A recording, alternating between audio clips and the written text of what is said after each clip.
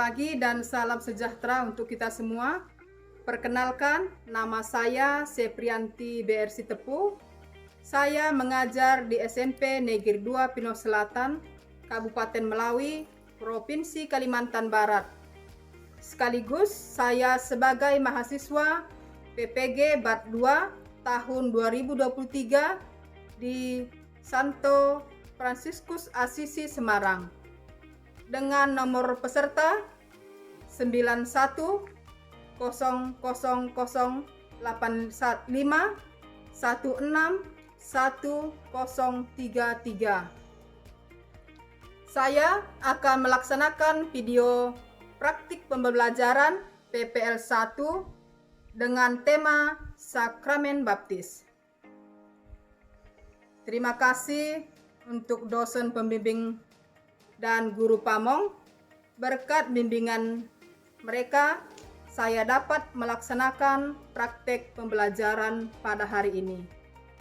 Berikut video pembelajaran saya.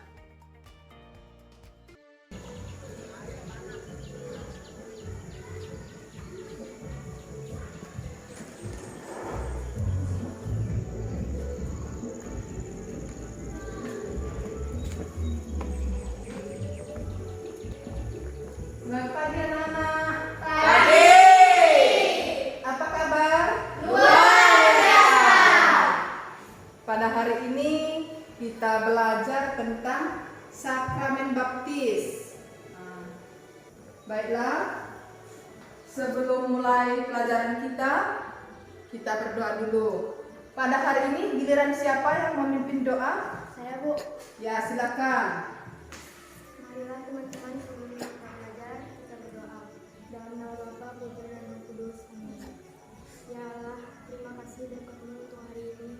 Kami mohon berkatilah pelajaran mengajar kami hari ini dari awal pertemuan sampai akhir nanti. Sebab Dikaulah Tuhan dan pengacara kami. Amin. Dalam nama Bapa, Putra, dan Roh Kudus. Amin. Ibu cek kehadiran kalian dulu ya. Antonius Jeffrey, Hadir, Bu. Gracia, Hadir, Bu. Malik, Hadir, Bu. Lufiana, Hadir, Bu. Ria, Hadir, Bu. Septriana, Hadir, Bu. Sisilia. Hadir, Bu. Ya, baik. Jadi pada hari ini hadir semua ya.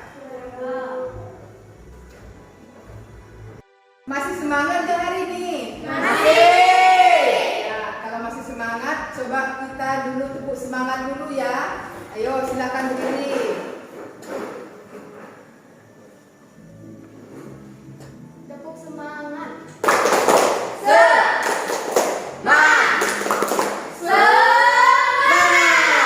Ya, terima kasih. Silakan duduk. Anak, minggu yang lalu kita belajar tentang gereja sebagai tanda sarana keselamatan. Pada hari ini kita belajar tentang sakramen baptis.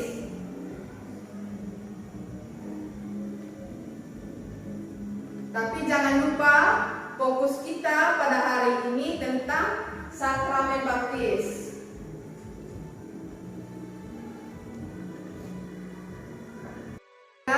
Dari kawan kalian yang membacakan kitab suci tadi, dari kitab tadi, dan untuk mengawali penjelasan materi hari ini, Ibu buat pertanyaan awal untuk kalian. Boleh dicatat agar pembelajaran kita terarah, dan tidak lupa fokus kita tentang apa tadi? Sakramen baptis. Tentang sakramen baptis.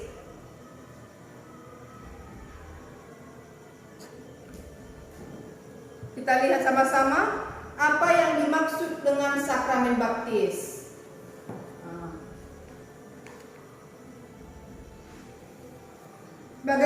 Yang kedua, bagaimana proses pelaksanaan sakramen baptis.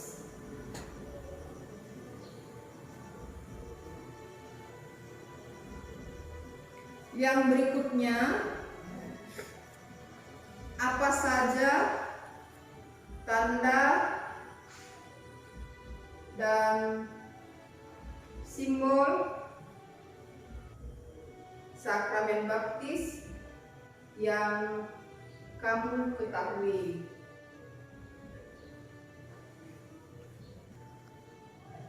Yang keempat, siapakah yang boleh memberikan sakramen baptis? Adapun tujuan pembelajaran kita tentang sakramen baptis pada hari ini, yang pertama, mampu memahami makna sakramen baptis. Berikutnya, tujuan yang kedua, peserta didik mampu memahami arti sakramen baptis. Tujuan yang berikutnya menyebutkan materi yang digunakan dalam sakramen baptis. Tujuan yang selanjutnya, kalian boleh nanti mengenal simbol-simbol sakramen baptis. Dan tujuan yang terakhir, mengenal tata cara serta tahapan pelaksanaan sakramen baptis sesuai dengan ajaran Gereja Katolik. Jadi, inilah tujuan pembelajaran kita pada hari ini tentang sakramen baptis. Supaya kalian lebih paham tentang sakramen baptis, mari kita lihat definisi sakramen baptis. Kita lihat apa itu makna sakramen baptis. Sakramen baptis adalah tindakan pengampunan dosa. Dosa siapa maksudnya di sini? Ya, dosa asal kita dan dosa pribadi kita. Dosa asal maksudnya ini, kalau secara Katolik kita diwariskan oleh Adam dan Hawa. Itu maksudnya dosa asal kita. Jadi kalau kita sudah menerima sakramen baptis, dosa asal kita itu sudah dihapuskan. Dan kita juga bisa masuk ke dalam anggota Gereja Katolik dan bersatu dengan Allah sendiri dan sah menjadi murid Kristus. Kita masuk kepada tujuan sakramen baptis. Ini tujuan sakramen baptis ini menyucikan kita. Maksudnya ini menyucikan ini, sakramen baptis ini dapat membebaskan manusia dari dosa asal serta dapat membawa kita masuk ke dalam keluarga Allah sendiri. Maksudnya ini Gereja Katolik. Selanjutnya, makna dari sakramen baptis. Maknanya di sini kita bisa mendapatkan hidup baru. Dosa, kalau kita sudah menerima sakramen baptis, kita mendapat hidup baru di dalam Yesus Kristus dan menjadi bagian dari umat Allah yang dipilih dari sakramen baptis. Kita masuk kepada ritus dan tata cara sakramen baptis. Ritus yang pertama, di sini ada penyiraman air suci, panggilan nama calon baptis, doa-doa dan ungkapan kepercayaan. Itu untuk ritusnya dalam sakramen baptis. Baru yang selanjutnya, tata caranya, tata cara dalam sakramen baptis. Di sini calon baptis disiram dengan air suci oleh imam atau diakon dengan menyebutkan nama calon baptis dan sambil mengucapkan doa-doa. Itu yang tata cara kedua. Baru selanjutnya pencirian. Jadi dalam sakramen baptis ini penciriannya perkembangan kehidupan Kristiani, perubahan iman manusia setelah menerima sakramen baptis. Menerima sakramen baptis itu bukan berhenti begitu saja, tapi tugas kita mewartakan kerajaan Allah. Baiklah, dari penjelasan Ibu tadi, sekarang kita masuk kepada simbol dan lambang dalam sakramen baptis. Siapa yang tahu di antara kalian tahu tentang simbol sakramen baptis? Saya, Bu. Ayo, silakan Ria maju ke depan. Boleh ditulis di papan tulis ya. Siap?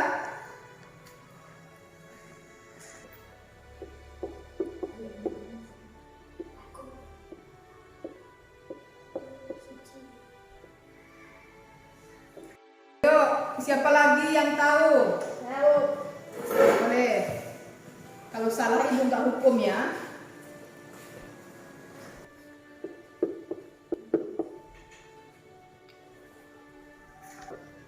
Ayo, siapa lagi yang mau maju? Nanti kita cek kebenarannya apakah benar yang kalian tulis atau kurang tepat. Boleh. Ayo, siapa lagi yang mau maju ke depan?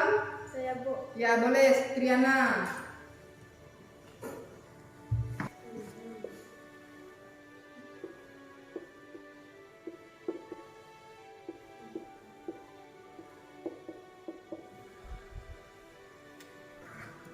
Ayo, masih ada yang mau nyoba ke depan lagi untuk menuliskannya? Boleh.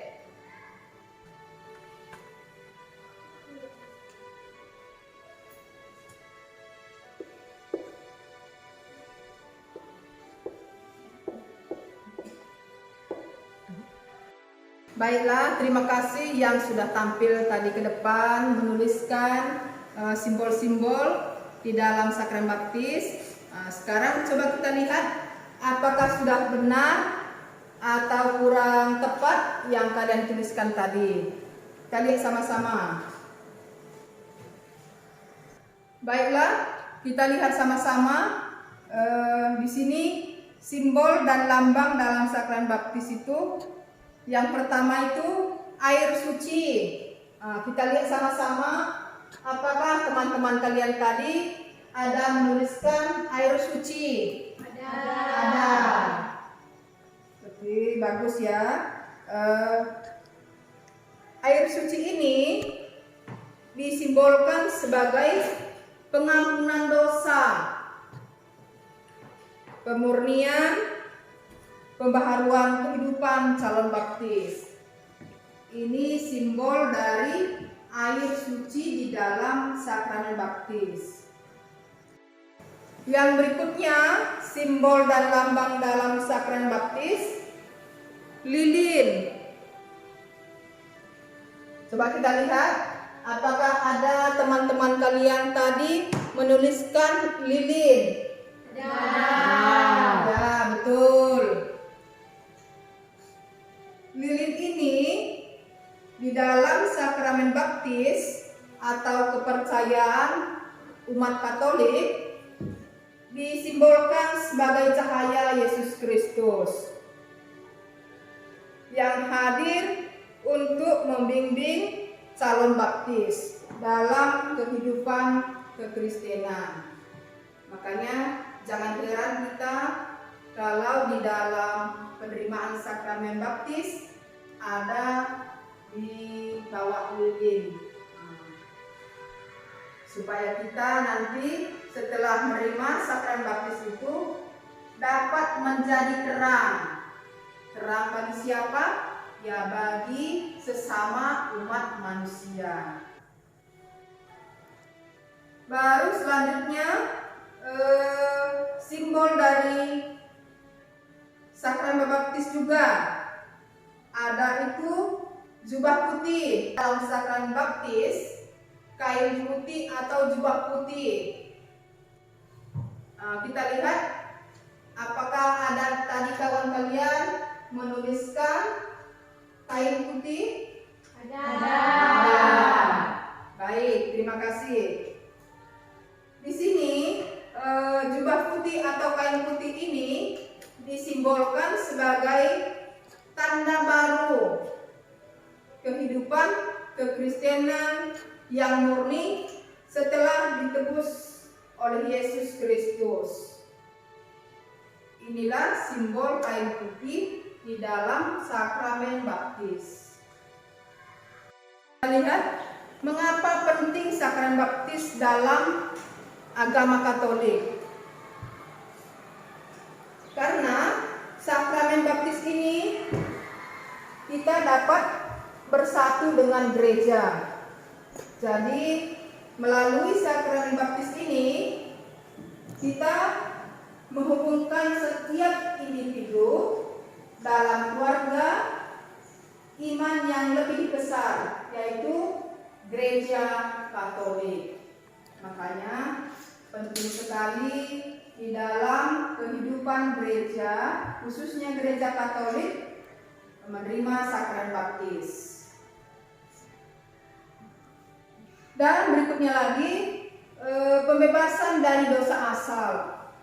Seperti yang Ibu bilang tadi, sakramen baptis ini menghapuskan dosa asal dan dosa pribadi kita dan membawa kita sekaligus kepada keselamatan, kehidupan abadi bagi umat Kristen. Dan penting lagi Ibu beritahu penerimaan anugerah Roh Kudus. Di dalam sakramen baptis kita juga menerima anugerah Roh Kudus yang memungkinkan kita penerimaan anugerah Roh Kudus ini dan dapat juga menumbuhkan iman rohani kita dalam persekutuan dengan Yesus Kristus sendiri. Anak, simak dengan sesama video yang Ibu tampilkan di sini. Nanti supaya kalian bisa mengisi LKPD 1 dengan LKPD 2 yang Ibu sudah bagikan tadi di atas meja kalian masing-masing.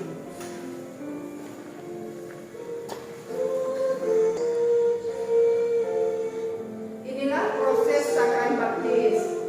Coba lihat, ada mereka memakai simbol kain putih, lilin,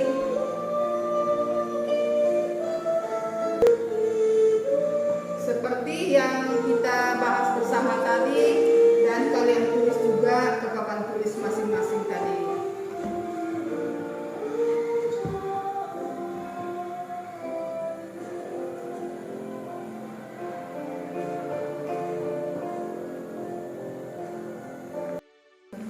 Baiklah anak-anak, setelah Ibu paparkan dari mulai awal sampai untuk penonton video juga, sekarang Ibu kasih tugas ke kalian untuk mengerjakan LKPD 1 dengan LKPD 2. Ibu kasih waktunya 10 menit. Silakan dikerjakan ya.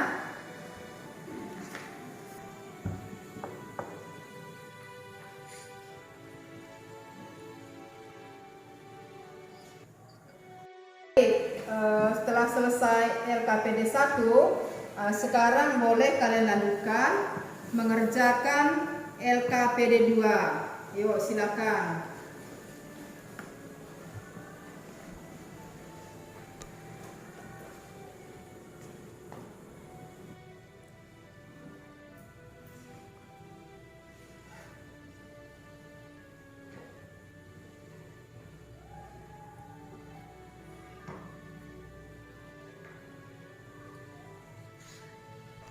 Ya, sambil ingat ya video tadi dan penjelasan Ibu tadi, apakah yang saya pelajari selama kegiatan pembelajaran ini? Nah, jadi boleh dijawab ya, boleh dijawab tidak.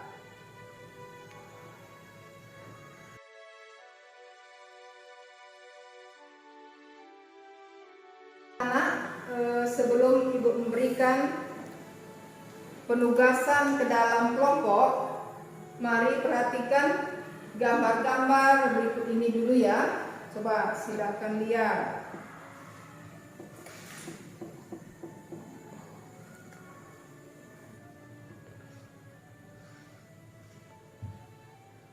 Sudah? Coba kita lihat gambar yang pertama itu. Ini juga salah satu bentuk penerimaan sakramen baptis dalam gereja Katolik atau bukan. Kalian lihat kalau orang mau menerima sakramen baptis itu, apakah ada yang terjadi di dalam gereja Katolik? Ya. Berarti kita bukan seperti ini ya di dalam gereja Katolik kalau mau menerima sakramen baptis. Gambar yang kedua, ini juga adalah orang yang menerima sakramen baptis.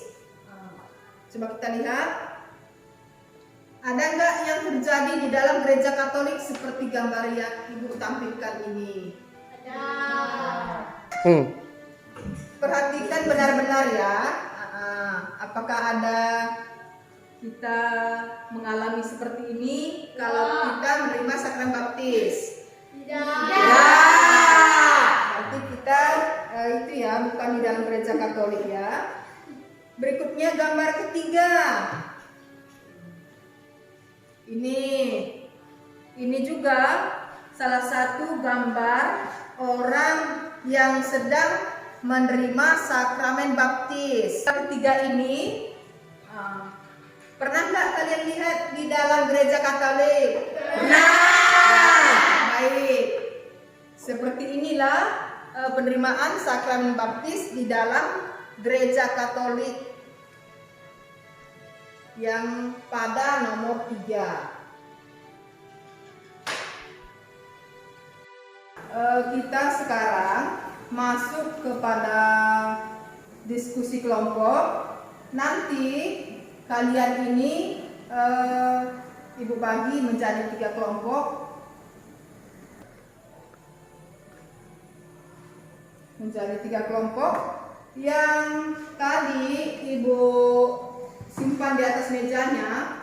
Nomor 1 gabung dengan nomor 1. Terus yang tulisan didapatnya tadi nomor 2 gabung dengan nomor 2. Yang nomor 3 gabung dengan 3. Ayo silahkan sekarang masing-masing. Dan mengerjakan LKPD yang Ibu sudah bagikan tadi. Nah, sekarang silahkan ya. Seperti yang Ibu sudah bagikan LKPD-nya tadi.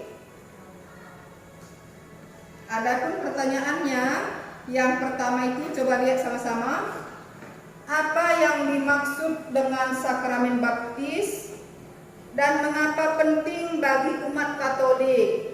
Itu yang pertanyaan pertama. Yang kedua, bagaimana proses pelaksanaan sakramen baptis dilakukan dan siapa yang berperan penting dalam proses sakramen baptis?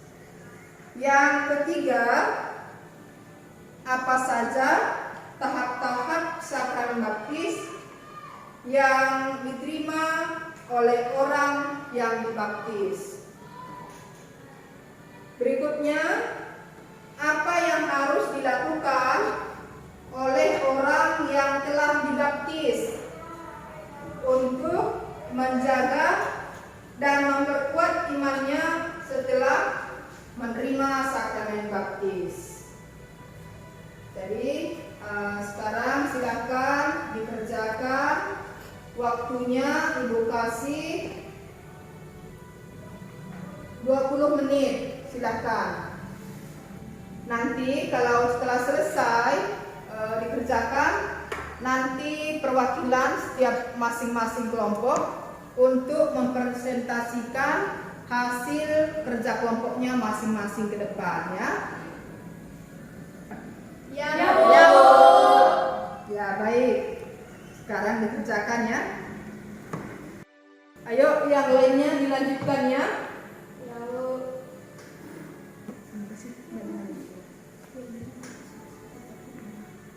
Kelompok mana yang sudah selesai? Boleh maju ke depan. Ayo silakan perwakilan dari kelompoknya. Yang lainnya didengarkan ya.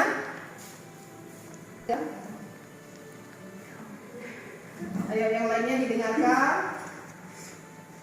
baik teman-teman, berikut presentasi dari kelompok kami. Pertanyaannya, apa saja tahap-tahap sakramen baptis yang diterima oleh orang yang dibaptis? 1. Ikut menjadi testamen. 2.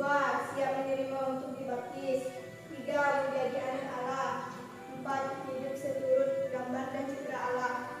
Berikut presentasi dari kami. Terima kasih. Ya, tepuk tangan untuk kelompok ini. Terima kasih, silakan duduk.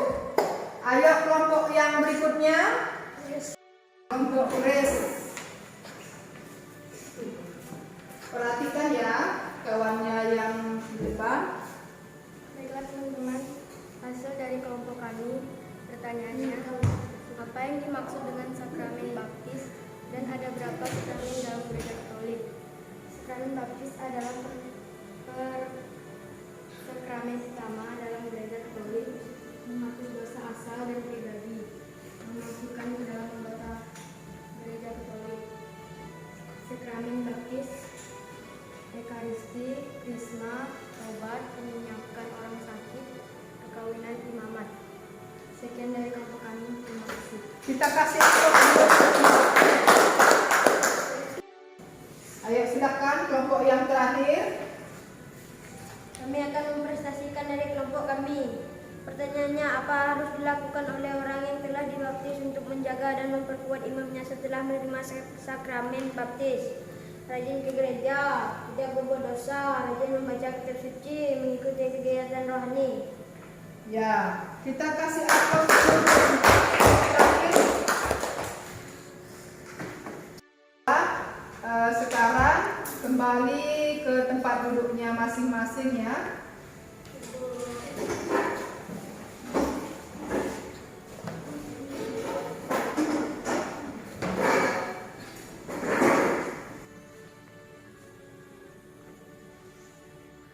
Anak-anak sekalian, dari hasil kerja kelompok kita tadi yang sudah presentasi tadi ke depan, Ibu dapat simpulkan pada pelajaran tentang sakramen baptis ini. Sakramen baptis adalah awal perjalanan kehidupan kekristenan dan kesatuan dengan gereja Kristus. Jadi, marilah kita merenungkan makna dan pentingnya dalam hidup kita sebagai umat Katolik.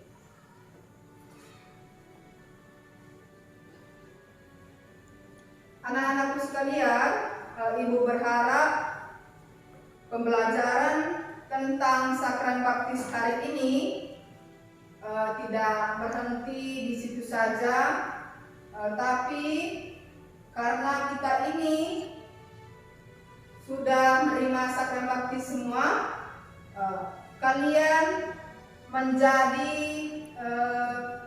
penyambung lidah atau tangan Yesus untuk mewartakan kerajaan Allah kepada semua orang.